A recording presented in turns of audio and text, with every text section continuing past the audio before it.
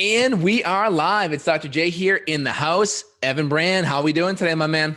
I'm doing great. We're diving into like my favorite episode ever. This is like your favorite jam too, adaptogenic herbs. I'm not going to say probably, I'm going to say we definitely could not work as much and as hard as we do if we were not taking adaptogens. Now, maybe you've got some secret sauce behind the scenes that you could continue working as hard as you do. But for me, adaptogens are the thing that keeps me going and that keep me feeling refreshed, even in the most difficult of cases. You're reviewing labs all day. You've got to focus. You got to think about the symptoms that the client's reporting to you, and you got to make the accurate protocol. You can't slip up on dosing. You got to make sure you gauge it all right. I mean, what we do is brain intensive. So for us, I think adaptogens are like essential, but for other people too, these are very, very amazing compounds that should be worked into your life and your protocol wherever you can. 100%, man. So there's different families of adaptogens. There are some that have immune modulating benefits. There are some that have stress modulating benefits. And then there are some that are going to have hormone, kind of sex hormone modulating benefits. So we kind of use them in different criteria. So the ones that help manage stress are going to be things like ginseng or ashwagandha. And they're really going to help modulate cortisol. And the big thing about adaptogens that I love is it helps modulate the perception of stress. So much of stress is perception based, where if you internalize something as being stressful, you make more of a negative hormonal response to that stress. Where if you can perceive that stress as being less threatening, your hormones respond accordingly. So that's part of the benefit of adaptogens. You can do it with meditation and mindset as you perceive stress differently, but you can also modulate your body using herbs to have a similar effect. And guess what? If you combine the two, it's even better. So give us an example. Like, are you talking, let's say somebody cut you off on the highway and that really would have pissed you off before, but now you're just like, oh, you know what? They're in a rush. You're just able to keep your cool a little bit better, right? It just makes it a little bit harder for you to fully lose your SHIT, if you will. All right. It makes it harder for you to lose it. All right. And that's nice. People are in stressful environments, work and stuff. Everyone wants to keep their composure, especially if you're dealing with your kids. You don't want to yell at your kids and all that stuff, right? So you want to be able to keep your cool. And so ashwagandha is one of those things that I use daily. It helps modulate the immune system, but it also helps change and help me deal with stress better. And again, ashwagandha literally is Sanskrit. It means to impart the strength of the horse. It's kind of cool little saying there. And a lot of adaptogens, they've been used for a long time, and they kind of have a little bit of a saying around that, imparting energy and strength and stabilization. Yeah. So ashwagandha is something that has benefits with the adrenal system too. So when you're talking stress, obviously there's this connection between the brain and the adrenals. And what you're saying is when you're using these adaptogens, it's almost like you can sort of either short circuit, or maybe the better word is down regulate that stressful connection, meaning like that guy on the highway who cut you off. Before, your fuse would have been so short that brain is going to go alert, alert, alert. The amygdala, the fight or flight system sets off, and then boom, you get a big old shot of cortisol. But in the research we've looked at, ashwagandha literally can help stabilize that cortisol response to where you might not get as much of a sharp hit of cortisol. It'll still happen. It's not like you're going to be sedated, and if somebody puts a gun to you, you can't get scared and run. It's not that. It's just that it's going to help blunt an excess response of hormones. 100%. And that's really, really important. That's very important. And then, of course, there are going to be just things like ginseng adaptogens, whether it's Panax ginseng, American ginseng, or red ginseng, or Korean ginseng. They're going to just help us deal with stress as well, kind of similar in that adaptogenic quality. And they're also typically what they're doing is they're modulating cortisol output. They're modulating HPA axis. And of course, when you modulate HPA axis, remember that means hypothalamus pituitary, AKA your brain. The A part is your adrenal. So that feedback loop from the brain to the adrenals is modulated. So one, it's going to make sure that we don't over yell or over signal stress hormone production, but it's also going to help us when we made stress hormones.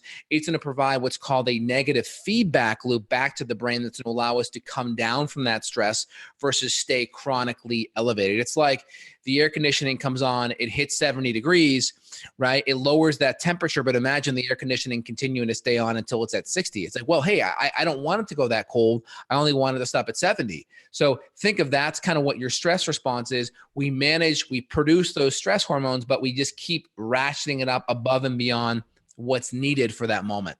Yeah, I think another way to say it is you've just lost that homeostasis, and adaptogens can help you to find that balance more. So, for example, if something frazzles you, here's an interesting thing. I think people relate to stories, right? So, my wife took my daughter Summer to Whole Foods uh, last week, and we give my daughter adaptogens all the time, just different liquid tinctures with blends. We've probably got her on, I don't know, 5 or 10 different things, reishi mushroom and astragalus and licorice and eleuthero and cordyceps and all of it, right? And so uh, normally if she heard a very, very loud, startling sound, she'd get startled from it.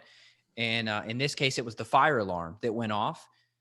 And my wife was like, wow, something crazy. She goes, I know these herbs are working for Summer, because if something were that loud before, before we had her on all those supplements, she'd cover her ears and she'd be like, oh my God, what is this loud sound? But instead, the fire alarm goes off and all she says is, Mommy, what's that? And just super chill. She didn't overreact. She didn't cry. She didn't scream. She didn't cover her ears. Here, the fire alarm's just blaring, and she was super cool. So, like I said, it's not that it's numbing you. It's just that it's going to allow you to not have a big response. Think of another example. When I was out at this piece of property, looking at this piece of land, I met the builder out there, and there was a dump truck behind us. And you know how when the dump trucks open up the back and they let all the gravel out, and then the dump truck door slams? He jumped so hard. And I kind of joke with my wife afterwards, like, man, he needs some adaptogens. He overreacted. He acted like he was getting shot, but instead it was just a loud sound. So that's kind of a sign. If you're somebody listening, how do I know my HPA system is dysfunctional? Well, if you're overreacting to things, like you said, you're getting mad at your kids easily, your fuse is short, or you have a very, very sensitive startle reflex, like a loud sound, oh my God, your heart's pounding, you need some adaptogenic herbs. Exactly. And David Winston, I think he has a book on this. It's literally called The Adaptogenic Herbs. It's actually online free. You can totally get it. There's 15 recognized adaptogens that he has in that book. I mean, some of the big ones are ginseng, ashwagandha, Asian ginseng, astragalus, and cordyceps are great because they modulate the immune system. Eleuthero, holy basil, licorice is actually considered an adaptogen. Reishi, rhodiola, schisandra, shilajit. These are different adaptogens that have kind of been well known. So this book is excellent because it really talks about, a lot of the science behind these adaptogens. And really, to kind of summarize it, the science comes down to this: immune modulating effects, stress modulating effects, brain communication to organ, to adrenal or thyroid effects. So better communication from the brain to the organs, better homeostasis and adaptation to stress, immune modulation, and then also sex hormone modulation. So for guys and women, there's certain herbs that we'll use to help reestablish cycle communication in women, or help with progesterone, or help modulate estrogen receptor sites. And then guys too, there's ones that we'll use to help modulate LH and testosterone secretion as well. So there's different ones that we use for stress, mood, sex hormones. And then of course, when you modulate the stress and the sex hormones, guess what happens? You start sleeping better, which then feeds back into the rest and repair. And then your hormones aren't as stressed. Therefore, the adaptogens have even a better modulating effect because your hormones and your stress is less off kilter, right? It's more balanced because the sleep is already stabilizing you. Yeah, that's what I love about ashwagandha, for example, is that you could use it during the day to help with stressful events, but you could also use it at night. So I'll take a shot of it, or if I'm using a capsule, I'll do some during the day, and then I'll also take 1 or 2 doses of it before bed. And I tell you, I wake up a lot more refreshed when I have that in my system. Yeah, and again, like the Russians did a lot of research in the mid 50s and 60s on adaptogens. It's pretty cool. One of the Russian research scientists, he kind of described an adaptogen like this. This is what the definition was, and this is going to be available, I think, in Winston's book called The Adaptogenic Herbs. He said, they must be innocuous. They must cause minimal disorders in a physiological function of an organism. They must have a non-specific action and usually have a normalizing action irrespective of the direction of someone's pathological state. That's really important. So someone could be moving towards a disease state, and it's still going to have a modulating benefit, which is really cool.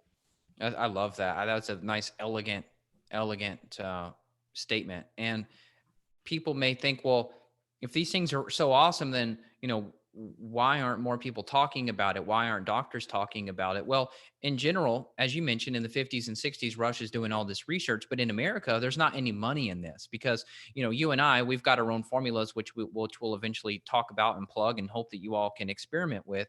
But uh, the money is not in a bottle of rhodiola that we may sell to you for $20, right? Like there's just not that huge profit margin incentive. And you can't patent these things too because they're herbs. So when you can't patent something, then you can't excessively mark it up and make a ton of money like you can with the pharmaceuticals, for example. 100%, 110%. So It's there's sad less that it money is that there. way. Yeah, there's less money there. And, of course, when the education is primarily driven by mainstream companies, if there's no money there, you're just not going to get the education on it. So the cool thing about the internet and podcast and YouTube is we can provide a lot of these videos, and it's easy. We just do a recording and it's out. We don't have to go through a big publishing process and have everything all, go through a publisher and an editor, all that. We can just put this information out there raw in the flesh, and you guys can enjoy it and digest it even live. We have people on YouTube listening live right now, which is pretty awesome. Do you want to tell any stories about your use with adaptogens? Have you experimented with different things for different issues with mood or sleep or stress? Yeah. So in my line, I have a product called Ashwagandha Supreme. So ashwagandha is going to be one of my favorite ones. I find it really helps with stress and sleep and really helps modulate my stress response. Like I find out if I get in an argument with someone, if I just hit some ashwagandha within 20 or 30 minutes, I'm adapting to the stress of that conversation or whatever's going on in my environment better. Now, it's really important. Quality with adaptogens is very important because a lot of countries that grow adaptogenic herbs, they don't have the best, let's say, environment. So there's a lot of mercury or lead in the soil because of what's going on with the pollution in that environment. And of course, the herbs then will take on that pollution because what goes in the soil comes up in the roots. So it's very important. You want to use herbs from people who test their herbs independently. So Evan and I, myself, for instance, we test the ashwagandha that we encapsulate, and I've found a couple of times where there's been high levels of lead, and we've had to send the raw material back and use a different manufacturer that vets it. So really important. You don't want to just jump online and get the cheapest adaptogen. Actually, you pay a little bit more to have higher quality and to have the independent analysis done. So that's important. So ashwagandha. And then of course, just my favorite blend of rhodiola, ginseng, ashwagandha, eleuthero, a little bit of licorice. That's my favorite blend. That's in my Adrenal Revive. I love that because there's enough immune modulating benefits, sex hormone modulating benefits. And I'll go back and forth between those two. And then every now and then I'll just go and do individual ones. I'll do some gotu kola. I'll do some holy basil. I'll do just some reishi and cordyceps. And I'll just do some individual ones. And I think it's pretty cool. People should biohack and test some individual adaptogens per month and just see how you feel with it, see how you do with it. But for myself personally, I have seen amazing benefits in how I can deal with and adapt to stress. Having seen thousands of patients in my career, I see amazing benefits. And again, it depends. I see a lot of hormonal imbalances, a lot of women with PMS. So we'll use different herbs depending on what's happening there. We may use things like chaste tree or white peony or specific phenotypes of maca that are very helpful. And it's amazing the things that you can do, especially when you're dealing with the woman's cycle that's off. I mean, it can really create a lot of, havoc in her life and mood and such like that. And then obviously it can create menstruation issues, would then create anemic issues. So you can have a whole bunch of things spiral out of control. So big fan of what you can do with these adaptogens from a hormonal, mood, energy, sleep, stress modulating effects. Yeah, and the good news is, as a general rule, they're pretty synergistic. So the one that I have that's similar to your adrenals, mine's called Adapt, and this is where we've got a little bit of B as in Bravo vitamin added. The cool thing is you can have synergistic benefits. So your average person walking down the street probably knows that B vitamins are good, right? They think B vitamins equals energy. But when you combine adaptogenic herbs with the B vitamins, then you really get the magic happening because you've got, not only are you helping to fuel the mitochondria with some of the Bs and the nutrients there, vitamin C could be added, but then now you've got the modulating effects with the adaptogens. And then when you throw in amino acids, then you really get amazing benefits. So if you've got nutrients like your vitamins, mixing it with your adaptogens, and then you're throwing in, for example, like a little acetyl L-tyrosine we use, that's when the magic happens. And then you can really just take on life. Now, I do want to say one thing about rhodiola. Rhodiola changed my life. I was depressed all throughout my teenage years, mainly due to my gut issues. I think my mood issues were Yep. probably gut and toxicity issues. I remember, uh, I spent a lot of time growing up in my grandma's house, who her basement flooded many times. So now, after you and I've talked about this for the last year now, my mold journey, I think I had a lot of mold that was causing me depression too. So it's probably a combination of toxins and gut issues. But one thing that I found really, really early on was rhodiola. And I noticed immediately that my mood was lifted and the clouds that had been over my head just basically disappeared. But the only caveat to it is, if you're somebody who you have an unstable mood, like you're possibly trending more towards bipolar, rhodiola can make you more manic. So that is one Yep. adaptogen where I think you have a little caution. Uh, so that's where you'd want to work with your practitioner. And then I just want to state something a little differently than the way you've already said, which is about the supplement quality. So part of you and I, part of our clinical practice is we do implement these herbs into clinic, and then we sell these supplements to the public as well. But we're using professional healthcare companies that only manufacture and sell supplements specifically to doctors and healthcare practitioners. So we're not doing what is very common in the nootropic and the adaptogenic herb community, which is contract manufacturing, which is where you've got random supplementsforyou.com in the middle of Florida, and they grab 30 different herbs from China, and then they put them in a bottle and slap your label on it and sell it. That's not what we do at all. We have to have professional grade, made by professional practitioners. Sometimes our formulations are created with the help of other functional medicine people, naturopaths, and on and on and on. And then that stuff is all extremely vetted and tested, because at the end of the day, if we don't get people better, then we can't keep doing what we do. So we have to make sure we have a therapeutic benefit. So if you go on Amazon, for example, and you just type in rhodiola, and you see here some random brand with a label and it's $9.99, versus you see a professional brand for $29.99, that $9.99 may not be the same. You've got specific alkaloids and parts of the different plants that you need for the active benefit. So if you look at Justin's labels, if you look at my labels, you're going to see the same thing, which is you're going to see a percentage. And that's where the magic happens. So for example, with rhodiola, you have to have a standardized form that's going to have multiple alkaloids. For example, rosavins is one thing we look for in rhodiola. Not all rhodiola is standardized to have particular percentage of rosavins. With ashwagandha, you've got I think you pronounce it withanolides. That's Yep. the active component of the Withania, withania. withanolides. Yep. So I'm just trying to just point this out, not to say, hey, we're the best, but we pretty much are with the adaptogenic herbs, because there's nobody else doing professional manufacturing like we are.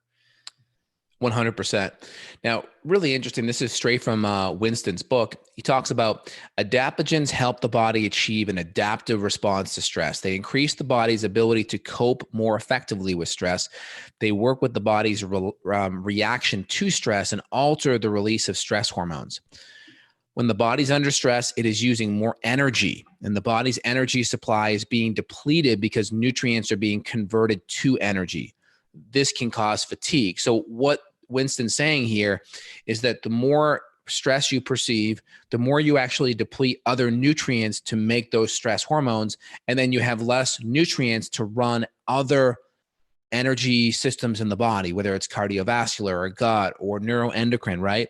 So you kind of robbing Peter to pay Paul. It's like you're increasing your debt over here, therefore you're using a credit card and you're spending outside of your monthly budget. And so one other side benefit that we are getting using adaptogens is it's preventing us from using other nutrients in our body to deal with that stress. And now we have a nutrient reserve where we can use for other things, such as focus on our job, performance at the gym, energy with our family and friends, which is really cool, because we just think about it in the moment, but we forget what that stress does to other nutrients, and now they aren't available to us.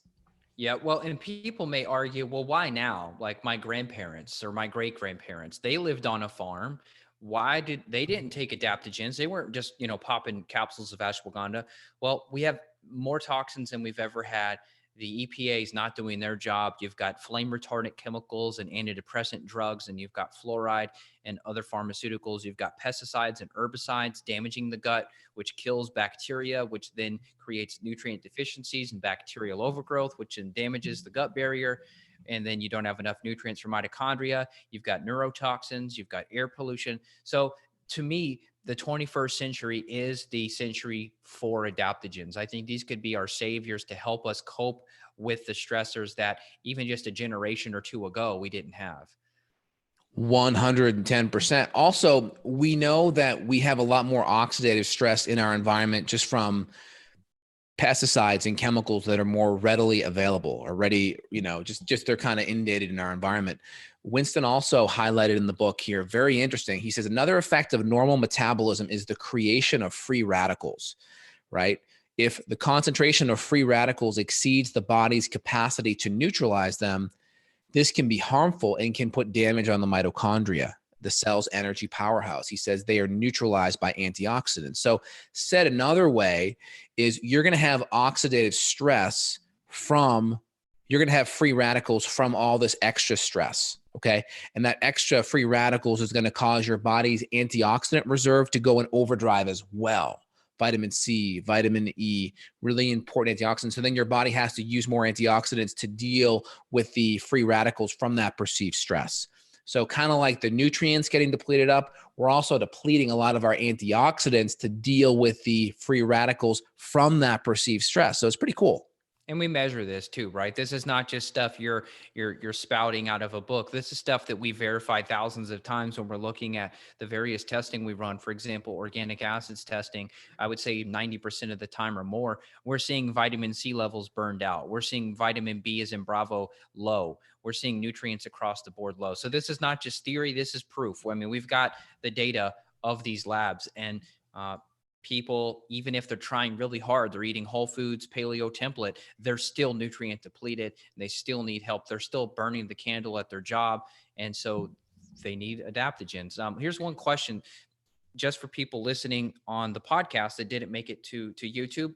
Justin hosts these videos live on his YouTube channel. So make sure you're checking that out. Just type in Justin Health on YouTube and you'll find it. So that way you can join us. And if you want to chime in live, you can. But there was one question here from Dennis. He said, can adaptogens help with social anxiety? The answer, of course, is 100% yes. Specifically, I would focus on more calming adaptogens, but possibly mixing it with more stimulating. So like an ashwagandha rhodiola combo, that would probably be an awesome social anxiety stack. But I would often use amino acids there too. So we'd want to figure out, why is the social anxiety happening, right? There's probably an underlying thing there. And then, of course, you could use the nutrients as kind of a support. Yeah, it just depends. Are you more socially anxious because your HPA access is just an overdrive and then just calming that down helps?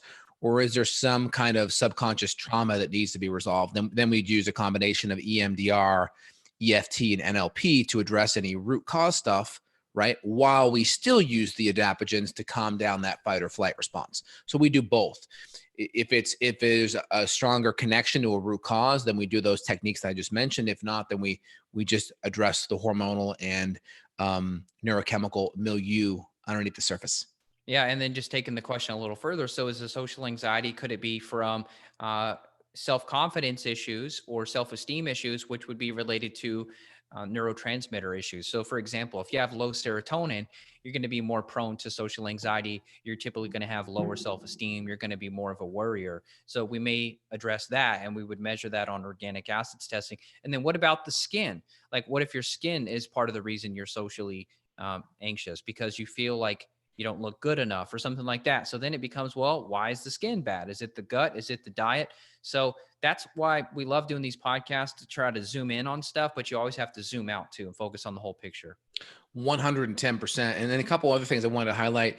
So we're talking about connecting things to kind of more theoretical, but we want to also connect the theoretical into reality. So Evan kind of highlighted the organic acid testing.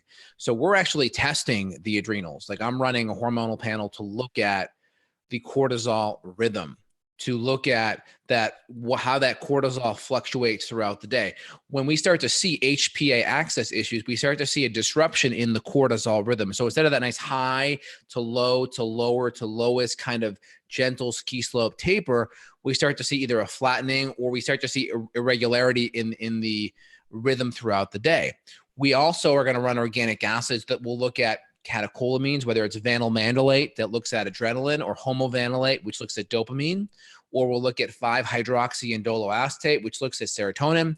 We'll look at kinourinate or xanthourinate to look at B6.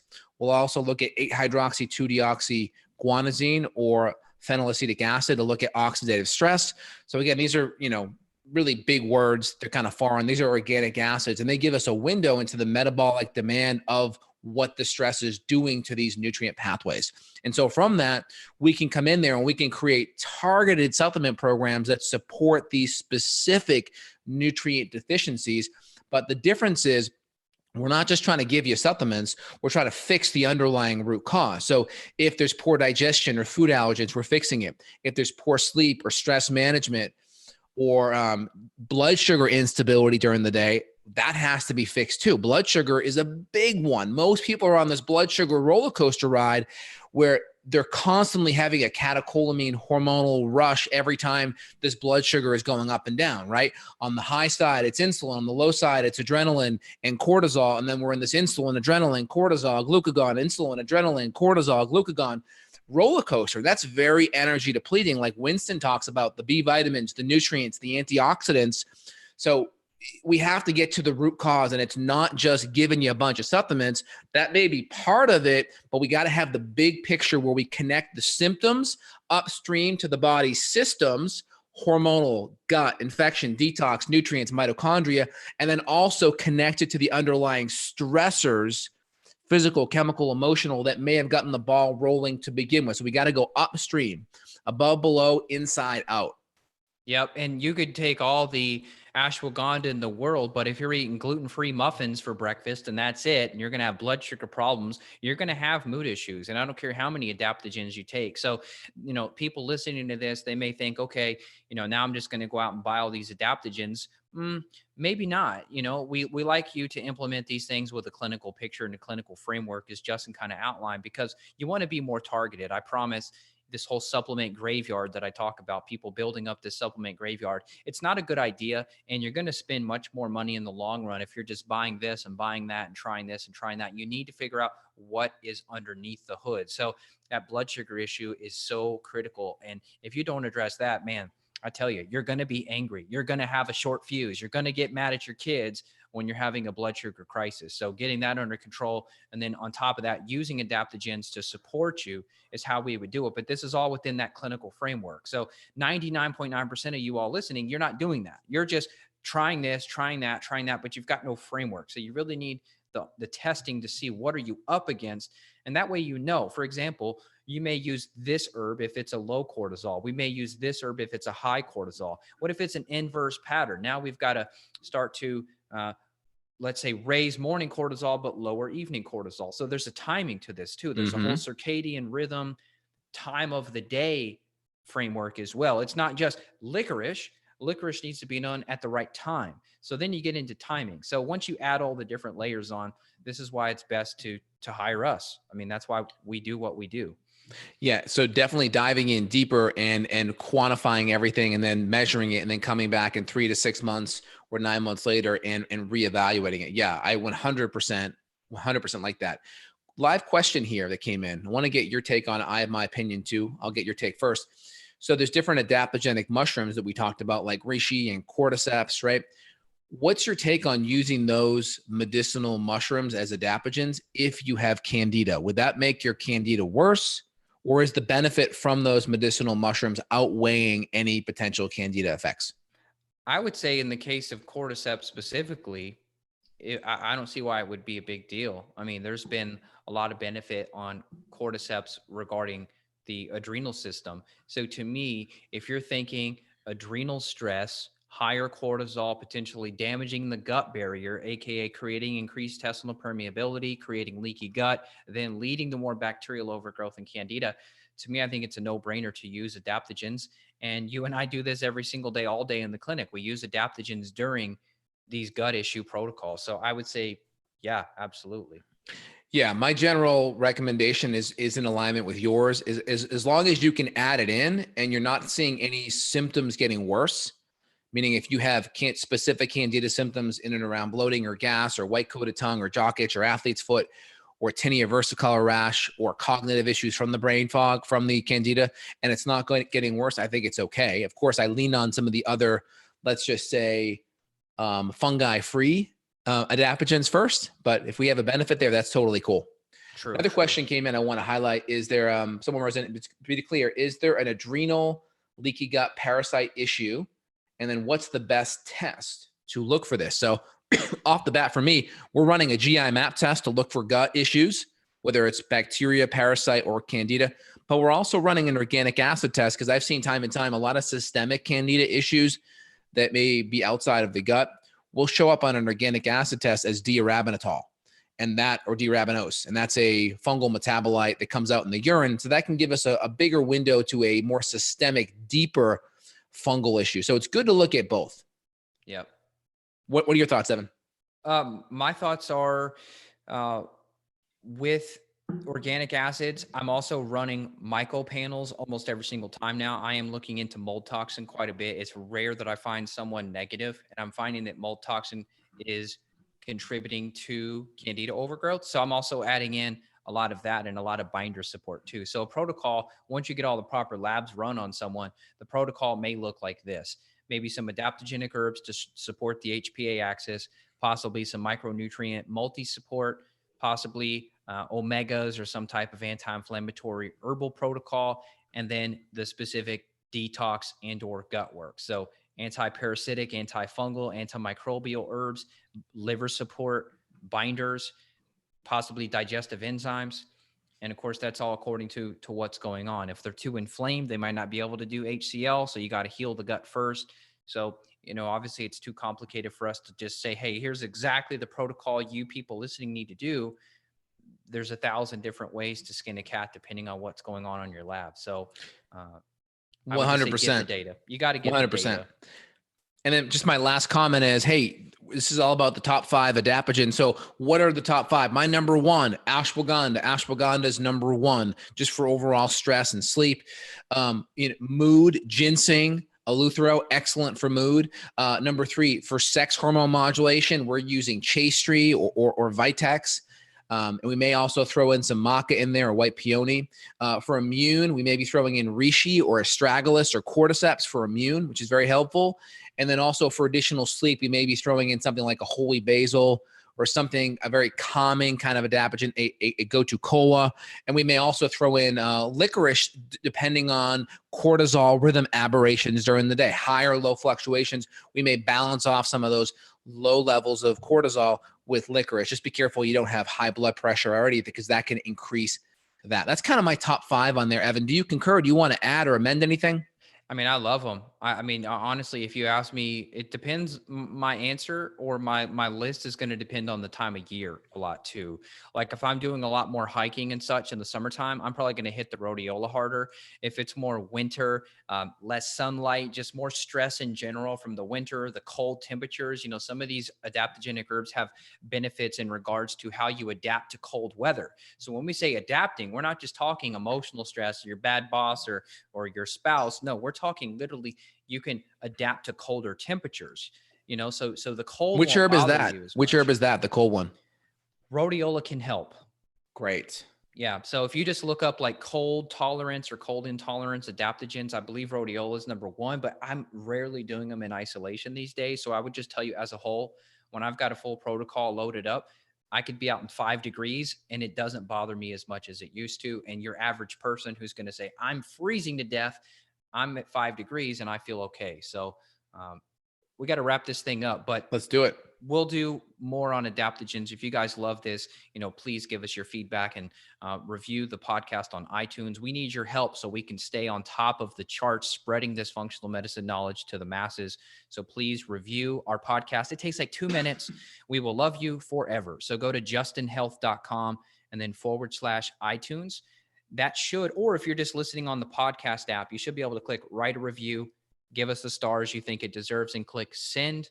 And then my show, it's the same link. Or if you're on the Evan Brand Show on your podcast app, click write a review, give us some stars, let us know how we do. And then if you want to reach out, we can help you make a customized protocol where you're not spending all of your money guessing. The philosophy is test, don't guess. So you can reach out to Justin clinically, That is justinhealth.com. We work with people around the world. My website, evanbrand.com. And we'll be back next week for more fun. Excellent, Evan. Well, you did a great job closing things up. You guys have a phenomenal week, and we'll be back. Take care. See you later. Bye now.